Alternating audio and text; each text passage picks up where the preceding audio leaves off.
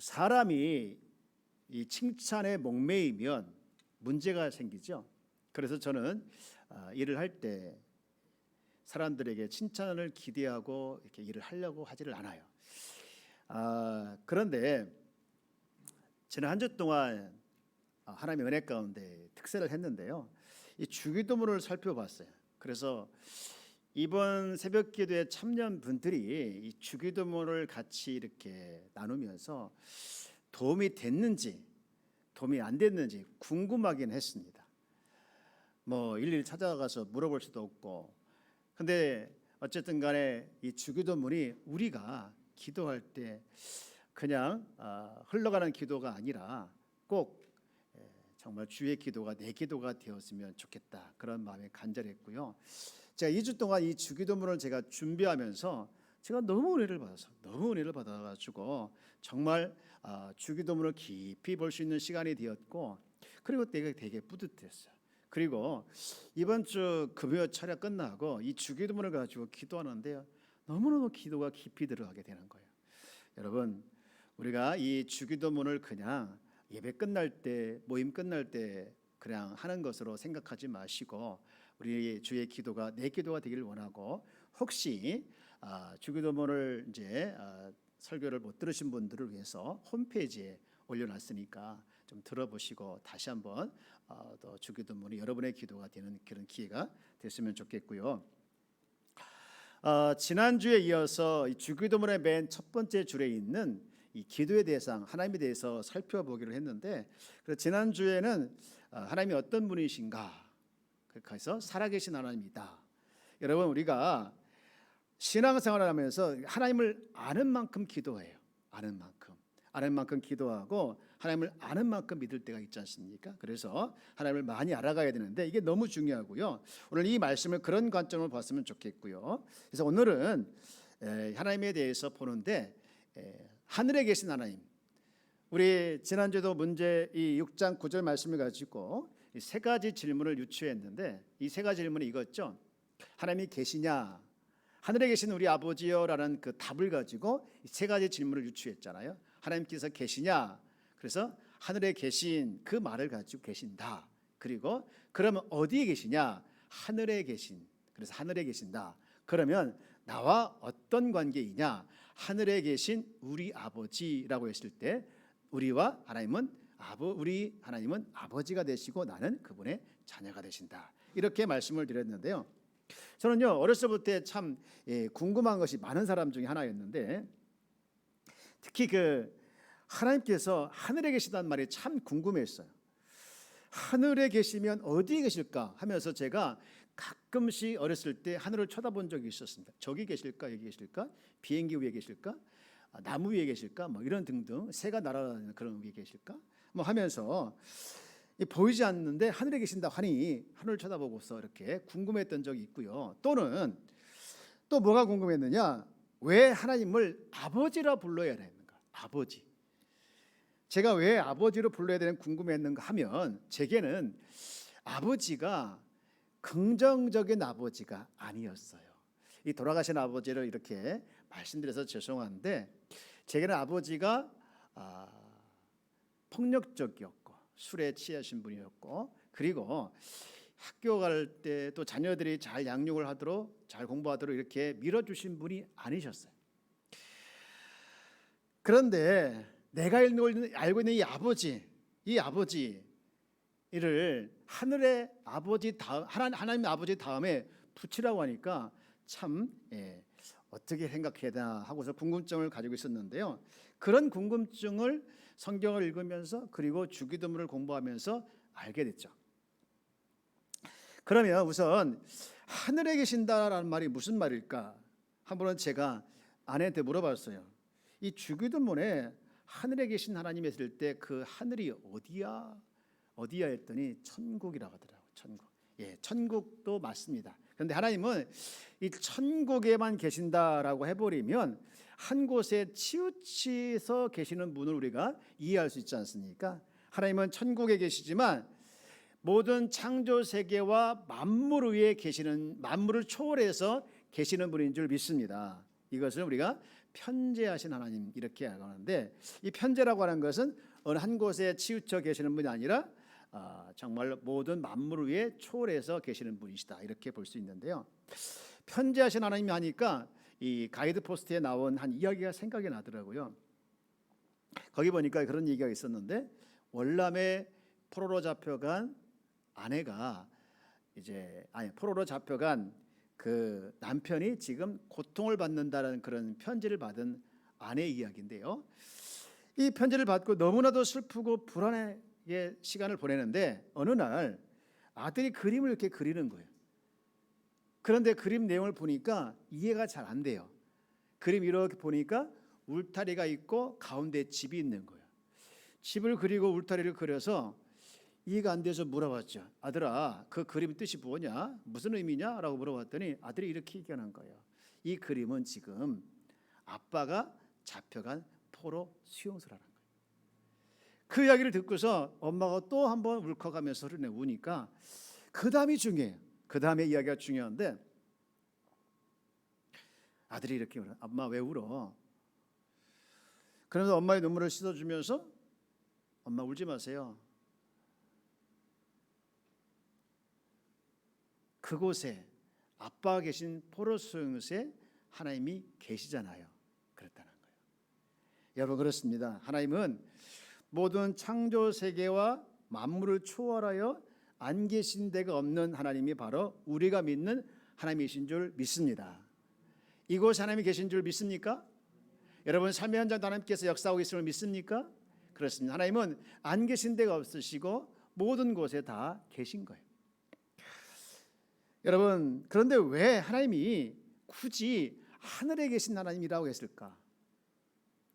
그 전에 우리가 이 하늘에 대한 개념이 유대인들이 알고 있는 개념을 우리가 좀 보는 것이 도움이 되는데요.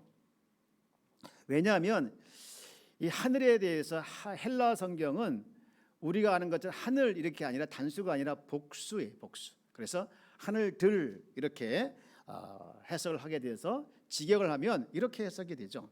하늘들 안에 계신 분이라는 것이죠. 하늘들 안에 계신 분. 우리가 좀 익숙하지 않고 우리가 조금 이제 낯설은 그 단어인데, 이 바울 시대나 또는 고대 그 유대 민족의 고대 시기는 하늘을 여러 개로 나누는 것이 유행했어요. 그래서 하늘이 세 개가 있다고 봤죠. 첫 번째 하늘은 새가 날아다니는 창공. 그리고 둘째 하늘은 영적 권세, 이 마귀가 잡고 있는 공중. 세 번째 하늘은 어떤 피조물의 악도 접근할 수 없는 하나님과 천사가 있는 하늘. 이렇게 세 개를 나누는 것을 좋아했고 그게 유행했어요. 그래서 실제 다윗도 시편에 보면 하나님께서 이게 다니시는 표현을 하기 전에 하늘들의 하늘을 타고 다니신다라는 표현을 했어요. 여러분 보실래요? 시편 68편 33절 말씀인데 한번 같이 읽어볼까요? 시작. 옛적 하늘들의 하늘을 타신 자에게 찬송하라. 주께서 그 소리를 내시니 웅장한 소리로다. 아멘. 예, 하늘들의 하늘을 타신 하나님 이렇게 표현하고 있죠. 근데 바울도 이 영적 경험을 이렇게 소개하면서 이런 표현을 했죠. 고린도후서 12장 2절 말씀인데 이렇게 표현하고 있죠. 내가 그리스도 안에 있는 한 사람을 아노니 그는 14년 전에 셋째 하늘에 이끌려 간 자라. 그래서 여기 보면 셋째 하늘이 나오죠. 셋째 하늘. 여러분, 이 개념은 다 당시에 유행했던 이제 바울 시대나 또는 이제 유대인의 하늘 개념에서 나온 것이다라고 우리가 이해하면 되겠고요. 오늘 하늘에 계신 하나님은 이런 개념으로 보지 말고 우리가 하늘에 계신 하나님은 어떤 분인가라는 것을 우리가 좀 보는 게 중요한데요. 두 가지를 이제 요약해서 말씀드리고 싶어요. 첫 번째, 하늘에 계신 하나님은 어떤 분이시냐 했을 때 하나님께서 창조한 피조물과 구별되는 하나님이라는 것이죠. 저를 한번 따라서 볼까요? 피조물과 구별되신 하나님. 예, 그렇습니다. 그 유대인들이 보는 하늘의 개념, 첫째 하늘에도 둘째 하늘에도 안 계시고 셋째 하늘에 계신다 하는 것은 그 모든 하늘을 이제 첫째도 안 되고 둘째도 안 돼서 물러서 셋째 하늘에서 계시면서 다스리는 것이 아니라 하나님께서 존재하는 양식이 이 피조물과 다르다는 거예요. 다시 말해서 하나님은 모든 피조물과 구별되시며 오히려 그 피조물을 주관하시고, 그래서 하나님은 모든 피조물을 당신의 주관대로 통치하시는 분이다라는 것이죠. 그런 의미에서 다른 것이고, 그래서 주님은요, 우리가 기도할 때 하늘에 계신 분을 이렇게 표현하면서 하나님은 창조 세계와 모든 만물 세계를 초월하시고 계시는 위대한 하나님으로 기억하기를 원하신 것이죠. 이렇게 하나님은 피조물과 구별되신 하나님이라는 것이 첫 번째 하나님이다 하면, 두 번째는 그겁니다. 바로 하나님은 어떤 분이신가 했을 때 하나님은 통치하신 하나님이다. 저를 한번 따라서 해볼까요? 통치하신 하나님. 네, 하나님은요, 이 당신이 만드신 모든 피조 세계, 하늘과 땅의 모든 피조 세계에서 당신이 주관하고 계시고, 그리고 하나님께서 모든 피조 세계의 통치권을 가지며 통치하시는 분이라는 것을 보여주고 있는데, 여러분 이걸 우리가 굳게 믿어야 될 점이 있습니다. 여러분, 하나님께서 만드신 모든 세계 그리고 인간의 생사화복을 다 하나님께서 주관하시고 통치하고 우리 모든 인생이 다 하나님 손 위에 달려 있는 거예요. 놓여 있는 거예요. 하나님은요, 당신의 창조 목적대로 당신의 창조물을 당신의 그 주권을 따라서 통치하고 있는데, 특별히 하나님은요, 교제하기를 원하는 그 사람들에 대해서 굉장히 의지를 가지고 통치하기를 원해요. 그래서 우리 인간이 잘못된 길을 갔을 때 벌을 내리셔서 돌아오게 만들고, 또 잘했을 때 상을 주시면서 어쨌든 간에 잘했다 하면서 그런 모두가 다 하나님 뜻에 살게 하려는 하나님의 의도가 굉장히 강해요. 그래서 그런 마음을 가지고 이제 하나님께서 통치하는데요. 여러분 중요한 것은요, 마귀는 우리가 제대로 눈을 뜨지 못하게 만들어요.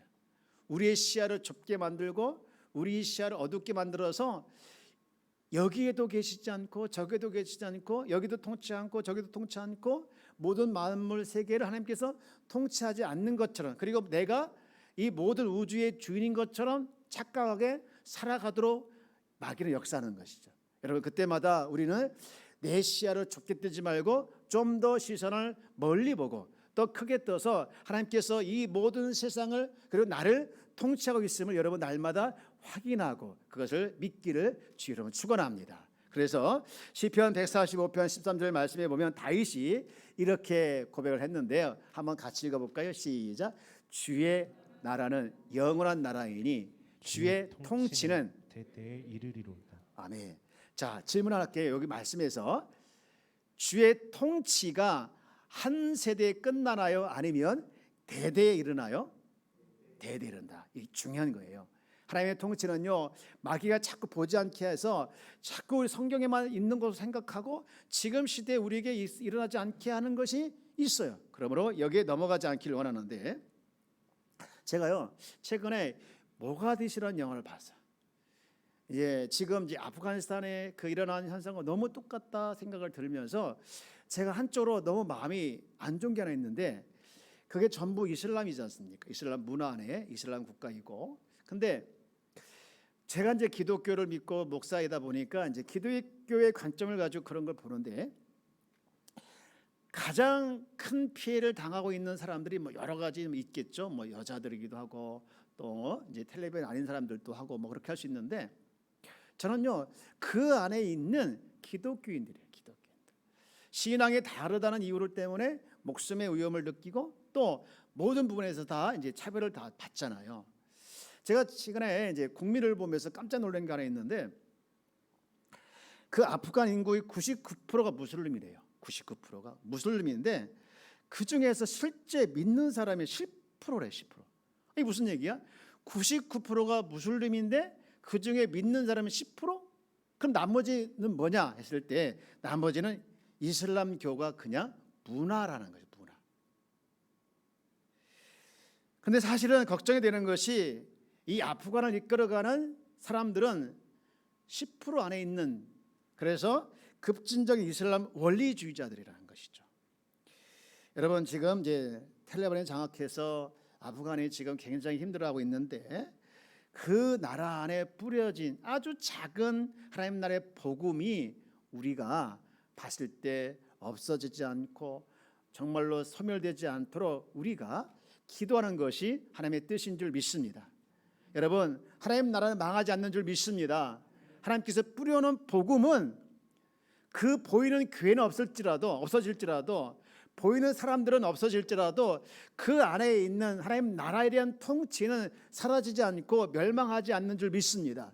저 북한에도 저 중국에도 지금 하나님 나라의 복음이 식어지지 않고 계속해서 확장하고 있다는 것을 우리가 알고 있지 않습니까? 물론 보이는 교회는 없을지라도 그 사람 안에 심어진 하나님 나라에 대한 통치는 없어지지 않는 거죠. 그래서 우리가 기도해야 되는데요. 그리고 마지막으로 하늘에 계신 하나님은요, 우리와 어떤 관계이냐 했을 때 하나님은요, 우리의 누가 되신다겠죠? 뭐가 되신다겠죠? 하나님은 우리의 아버지. 다시 9절 읽어볼까요? 9절 말씀. 자, 여러분 한번 같이 읽어볼래요? 시작. 하늘에 계신 우리 아버지여 이름이 거룩히 여김을 받으시오며. 아멘. 지극히 높으신 하나님, 하늘과 땅을 통치하신 하나님이 우리들의 관계 속에서 아버지가 된다는 것이 엄청난 축복입니다. 여러분, 감히 우리 아버지가 되실 분 같지 않은 분이 근엄하시고 위엄이 높으신 그 하나님께서 우리 아버지가 된다는 것은요, 엄청난 축복인데 이것을 예수님께서 먼저 하시고 우리에게 또 그걸 가르쳐 주셨는데, 여러분 서두에서 말씀드렸지만 저는요, 어째서 하나님을 아버지라 부르게 했을까, 이 궁금증이 많았다고 제가 말씀드렸지 않습니까? 근데 너무 궁금증이 많아가지고 물어봤어요. 왜 하나님이 우리 아버지가 되냐 했더니 어떤 분이 그러더라고요. 무조건 믿으래요. 무조건 믿으래요. 제가 이제 시골에서 교회를 다녔는데 그때 어떤 분이 그러셨어요. 무조건 믿는, 우리가 안 믿어지는 것은 무조건 믿어야 된대요. 여러분, 이거 굉장히 위험한 거예요. 여러분요, 무조건 믿는 것도 중요하지만 계속해서 무조건 믿다 보면 계속해서 이게 의심이 생기고 자꾸 이게 안 될 때가 있어요. 받아들이기 힘들 때가 있습니다. 여러분, 우리 주님은요, 또 우리 하나님은요, 우리가 믿는 거에 대해서 무조건 믿으라가 아니라 믿을 수 있는 이유와 믿을 수 있는 증거들을 다 주신 줄 믿습니다. 그래서 우리가 누군가에게 그리스도를 전하고 누군가에게 복음을 전할 때 그 믿어야 할 이유와 믿어야 할 증거를 우리가 가지고 증거하게 되어지면 훨씬 더 효과적으로 능률적으로 이제 역사가 일어나게 되는 것이죠. 이번에 전도 축제에 영상을 만드는 이유도 다 거기에 있는 것이죠. 사람들이 의심을 하고 사람들이 부정적으로 얘기를 하고 사람들이 여러 가지 의문을 가지고 있는 부분에 대해서 왜 그런가에 대한 이유와 그 다음에 증거를 가지고 이제 영상을 만들 거예요. 여러분, 그걸 가지고 활용하시기 바랍니다. 제가 이 아버지는 추억이 좋지 않고 사람들이 무조건 믿으라고 할 때 제가 하나님이 정말 우리 아버지가 된다는 것에 대한 말씀을 얻게 된 것이 어디에 있느냐 하면 요한복음 1장 11절 말씀이었어요. 요한복음 1장 11절에 보면 이렇게 되어 있죠. 영접하는 자 그 이름을 믿는 자들에게는 그다음 뭐라 하겠죠? 하나님의 자녀가 되는 권세를 줬다. 하나님의 자녀? 근데요, 여러분, 이 비슷한 말씀이 갈라디아서도 있습니다. 또 다른 곳에도 많이 있죠. 로마서도 있지만 갈라디아서 한번 말씀 볼게요. 갈라디아서 4장 5절 6절 말씀 볼래요? 율법 아래 있는 자들을 뭐 하시고 속량하시고 그 다음에 우리로 무슨 명분을 얻게 하셨습니까? 아들의 명분을 얻게. 아들의 명분. 그리고는 그 다음 6절 말씀을 볼게요. 시작. 너희가 아들임으로 하나님이 그 아들의 영을 우리 마음끝에 보내사 그 다음 아빠, 아버지라 부르게 하셨느니라. 아멘. 무조건 믿어야가 아니라 이렇게 부르게 하셨다는 거예요. 그래서 우리 하나님의 아버지가 아버지로 부를 수 있게 된 거예요. 여러분, 그런데 여기 특이한 것이 뭐냐? 너희가 하나님을 부를 때 아버지 이렇게 부르는 것이 그 앞에 뭐가 붙어 있습니까? 아빠. 여러분, 아빠 하면 뭐가 생각나요? 아기들이 또는 조금 큰 아이들이 아버지를 부를 때 아빠 하지 않습니까? 그 아빠라 우리가 이해할 수 있는데 그 아빠가 아니에요. 아니고 이 아빠는 아람어예요. 아람어인데 예수님께서 가장 먼저 이 단어를 사용하셨습니다. 여러분, 마가복음 14장 36절 말씀에 보면 예수님이 기도하실 때 이렇게 시작하죠. 이르시되 아빠 아버지여. 아버지께서는 모든 것이 가능하오니 하면서 하나님 아버지를 부를 때 뭐라고 부르죠? 아빠 아버지여 이렇게 부르시죠. 예, 여러분 이게 이제 아람어를 예수님께서 사용하셔서 이렇게 부른 건데, 그런데 오늘 우리가 사용하는 아빠와 다르지만 이 친근한 이미지, 친근한 의미는 같아요. 그래서 여러분 이토록 하나님을 아버지라 부를 수 있도록 해주신 것은 우리를 당신의 가족 안에 부르신 철저한 하나님의 사랑 때문인 줄 믿습니다. 그런데 오늘날 이 아버지의 존재가 성경에 쓰여질 때 아버지 존재가 많이 달라졌어요. 오늘 시대는 자녀들이 부모를 전적으로 의지하지 않습니다. 그게 당연하죠. 그리고 이 장성하면 더 그렇게 되는데, 부모 역시 과거처럼 이 자녀들을 위해서 무조건 희생하지 않으려고 그래요. 이런 시대의 변화는 이 성경에 말하고 있는 아버지의 의미를 충분히 전달하지 못하고 있는데, 여러분 우리가 잘 알고 있는 것처럼 고대 시대는요 이 대부분의 농경 생활을 했지 않습니까? 그래서 농경 생활을 통해서 의식주를 해결했지 않습니까? 근데 그게 다 아버지 역할이었죠. 아버지가 정말 아버지 힘과 지혜를 통해서 농사를 하고, 그게 아버지의 모습이었지 않습니까? 그리고 누구보다도 모르는 것이 없는 것이 아버지였습니다. 그리고 이 산업화 시대가 되면서 여전히 아버지의 권한은 그대로 있었는데요. 여러분 아버지가 밖에 나가서 일을 해가지고 돈을 벌지 않습니까? 월급 받아가지고, 지금은 아니지만 월급 봉투를 딱 가족 앞에 내놓을 때 그 아버지의 뭡니까? 권위, 아니면 아버지의 어떤 기, 이게 그냥 하늘까지 솟지 않습니까? 자녀들은 다 그거 보고, 또 아내는 그거 보면서 아버지를 존경하고 아버지 의지하며 살아왔지 않습니까? 그런데 지금은요 더 이상 그렇게 하지 않아요. 여러분 월급을 여전히 이제 아버지들이 벌어서 받아오지만 그게 다 어디로 들어옵니까? 어디로 들어오죠? 통장으로 들어오죠. 근데 그 통장이 중요한 것이 아니라 그 통장이 어떤 카드에 연결되는 것이 중요하죠. 더 중요한 것은 그 카드를 누가 가지고 있느냐가 더 중요해요. 누가 가지고 있을까? 세은아? 대부분 아빠가 아닌 엄마가 가지고 있죠. 그러다 보니까 자녀들은요 자연스럽게 권위를 누구에게 넣어둡니까? 엄마에게 넣어줘요. 엄마를 더 의지하는 게 많이 있습니다. 뭐 한 예지만 어쨌든 간에 자연스럽게 아버지에게 의존적 감정을 찾지 못하는 것이 오늘날 현실이에요.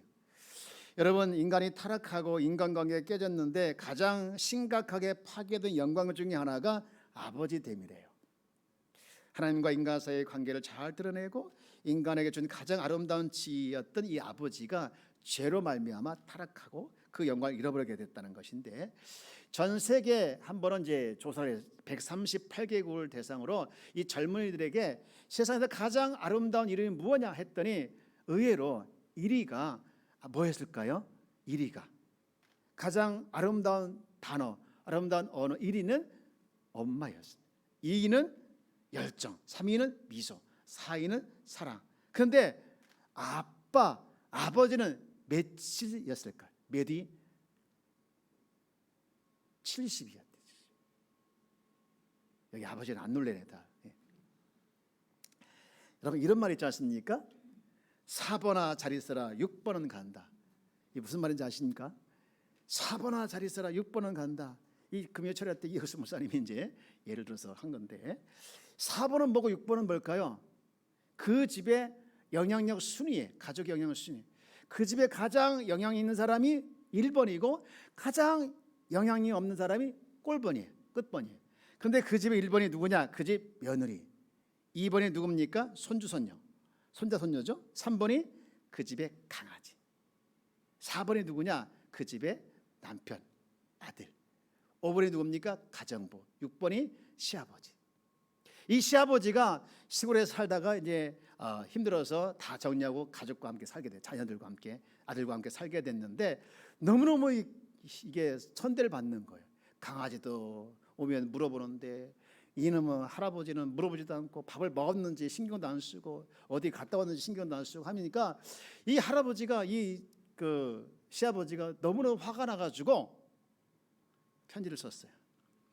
4번아 잘 있어라 6번은 간다. 맞죠? 이게 제 2부에 틀려가지고 4번아 잘 있어라. 6번은 간다 였다는 것이죠. 4번이 자기 아들이죠. 그리고 6번은 자기였는데 너무나도 이제 아버지로서 시아버지로서 역할을 또 이제 대우 못 받지 못하는 것에 대해서 이렇게 이제 코미디로 풀었습니다.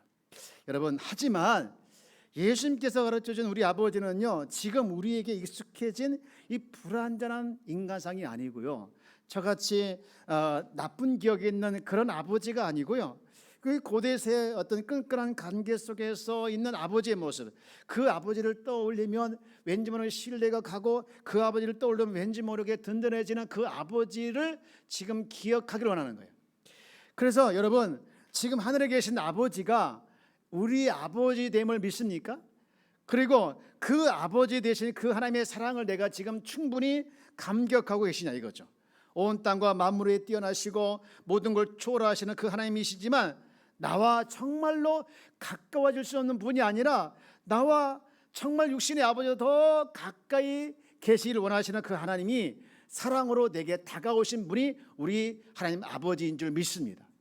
그러므로 여러분, 이 다윗의 고백을 우리가 좀 들었으면 좋겠는데요. 다윗이 시편 27편 10절에 이렇게 하고 있지 않습니까? 내 부모는 나를 버렸으나 여호와는 나를 영접하시리다. 여러분, 이제 말씀 마치고자 합니다. 하늘에 계신 그분이 바로 우리 아버지입니다.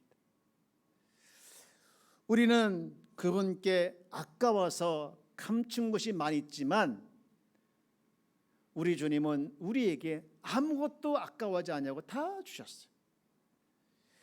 우리는 그분이 계시지 않았으면 좋겠다 생각하죠. 왜? 내가 내 마음대로 살고 싶으니까. 그러나 그분은 우리가 차라리 없었으면 좋겠다라는 마음을 한 번도 갖지 않으셨던 분이시죠. 그러므로 우리는 하나님 밖에서 행복을 찾으려고 하지 마시고 하나님 안에서, 특별히 하나님 아버지 안에서 여러분 행복을 찾기를 주 여러분 축원합니다.